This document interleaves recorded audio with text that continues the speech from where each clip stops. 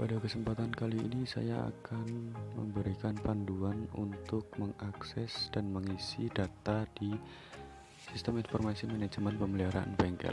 Langkah pertama, silakan buka browser, kemudian masukkan link bengkel ftunj.apg.com, kemudian enter, tunggu hingga masuk ke dalam website tersebut. Setelah masuk, tampilan akan seperti ini. Selamat datang di website pemeliharaan bengkel FTUNY. Kemudian jika di scroll ke bawah akan ditampilkan fitur-fitur yang ada di dalam website tersebut. Kemudian di bawahnya terdapat lokasi Fakultas Teknik UNY, dan di bagian paling bawah terdapat sejarah singkat Fakultas Teknik UNY. Kemudian lanjut di menu berikutnya, yaitu struktur organisasi. Di bagian awal terdapat organisasi pimpinan Fakultas Teknik seperti ini. Kemudian jika di scroll ke bawah terdapat organisasi JPTM FTUNY. Kemudian di bagian berikutnya terdapat organisasi JPTEI, JPTSP, JPTO, dan yang terakhir adalah JPTE. Kemudian ditampilkan alur kerja pemeliharaan bengkel seperti pada bagian tersebut. Kemudian di bagian terakhir ada job deskripsi, baik dari dekanat, organisasi jurusan, dan organisasi pemeliharaan pada bagian paling bawah menu struktur organisasi.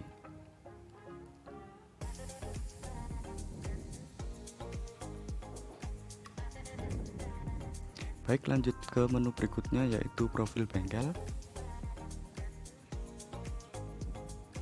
Pada profil bengkel akan ditampilkan tata tertib bengkel seperti berikut. Tata tertib ini harus dipatuhi oleh semua mahasiswa maupun pengunjung yang ada di sana. Kemudian di bagian berikutnya ada icon-icon mengenai jurusan yang terdapat bengkel pada Fakultas Teknik Universitas Negeri Yogyakarta. Jika diklik salah satu icon tersebut, maka akan muncul inventaris bengkel seperti di sini, misalkan dari bengkel JPTM, dan yang berwarna biru tersebut jika diklik akan memunculkan SOP dari mesin yang diklik. Seperti di sini misalkan SOP dari mesin bubut MCO akan ditampilkan seperti ini. Dari tata cara penggunaan hingga instruksi dalam pengoperasiannya.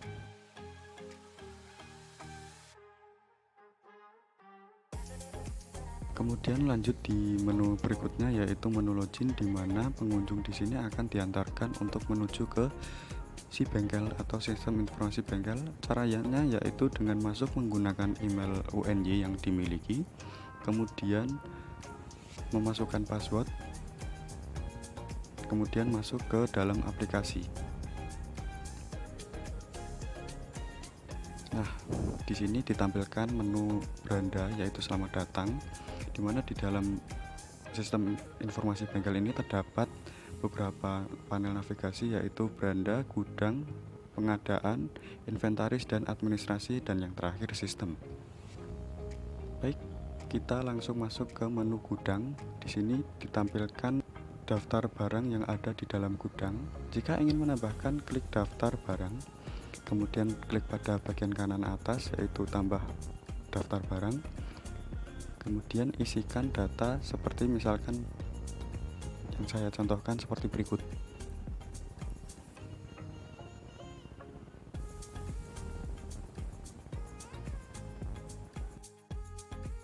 Langkah berikutnya yaitu dengan mengklik pada bagian tambah barang jika dirasa data sudah selesai.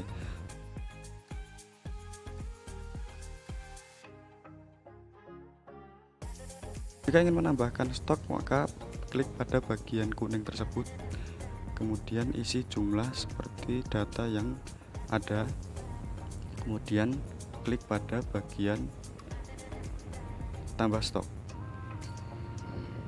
Nah, maka secara otomatis data yang masuk akan segera diupdate di bagian daftar barang. Baik, yang berikutnya yaitu daftar distributor. Jika ingin menambahkan, klik pada bagian tambah distributor bagian kanan atas. Isikan data sesuai yang saya contohkan seperti berikut.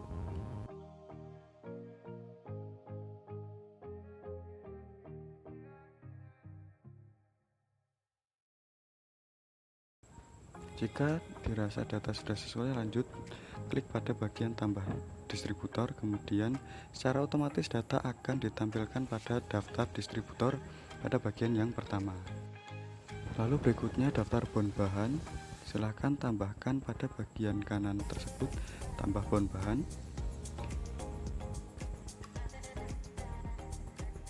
Bond bahan ini wajib diisi oleh mahasiswa sebelum dilaksanakan praktik. Data yang diisi saya contohkan sebagai berikut.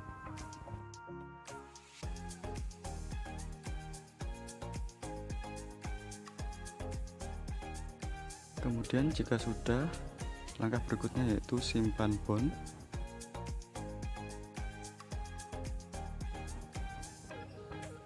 Maka secara otomatis nama mahasiswa yang sedang melaksanakan praktik dan melakukan bond bahan akan muncul di bagian daftar bond bahan.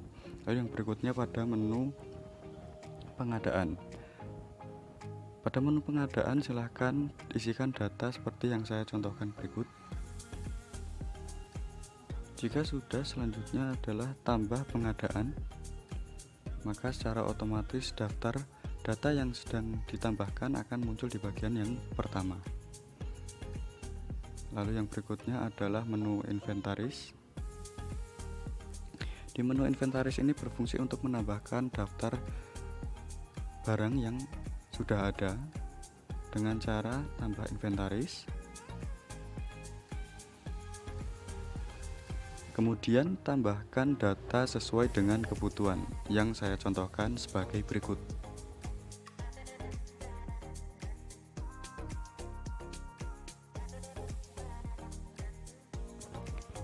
Lalu jika dirasa data sudah sesuai, kemudian langkah berikutnya yaitu tambah inventaris. Maka secara otomatis data yang baru ditambahkan akan muncul pada halaman inventaris pada bagian yang pertama. Kemudian lanjut ke halaman yang berikutnya yaitu administrasi pada bagian pemakaian alat atau mesin. Di sini mahasiswa yang akan melaksanakan praktik diwajibkan untuk mengisi pada bagian halaman ini dengan memilih pada bagian menu atau mesin yang sesuai seperti yang sedang digunakan mahasiswa tersebut untuk praktik.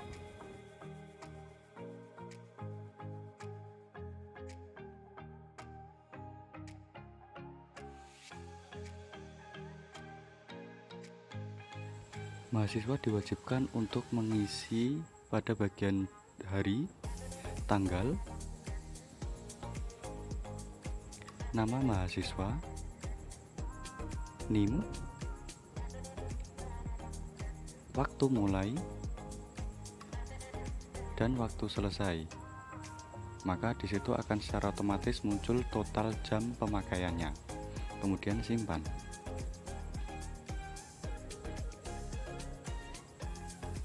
Lanjut ke berikutnya yaitu perawatan. Perawatan ini ditujukan untuk teknisi yang akan melaksanakan perawatan, harus disesuaikan dengan mesin yang ada. Jika ingin menambahkan perawatan seperti misalkan ini mesin las,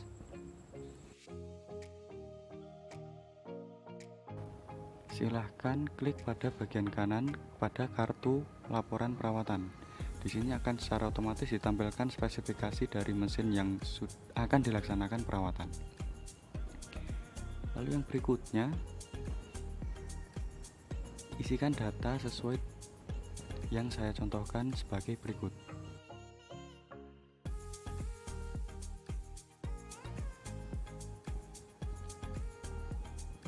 Kemudian jika sudah, simpan. Lalu secara otomatis daftar mesin yang sedang diperbaiki atau sedang dilakukan perbaikan maka akan muncul di bagian tersebut. Lalu kemudian di bagian berikutnya yaitu jadwal pemeliharaan, klik pada jadwal, kemudian isikan tanggal jadwal pemeliharaan sesuai dengan kebutuhan. Kemudian berikutnya isi pada bagian jenis perawatan atau perbaikan, lalu kemudian disimpan. maka secara otomatis akan muncul pada bagian jadwal pemeliharaan sesuai dengan mesin yang sedang atau akan dilakukan perbaikan.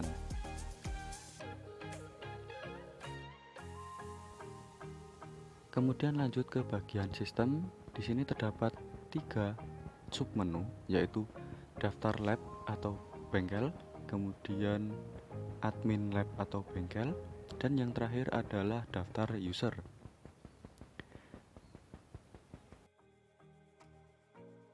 Mungkin cukup sekian panduan dari saya. Jika banyak salah kata, saya mohon maaf. Wassalamualaikum warahmatullahi wabarakatuh.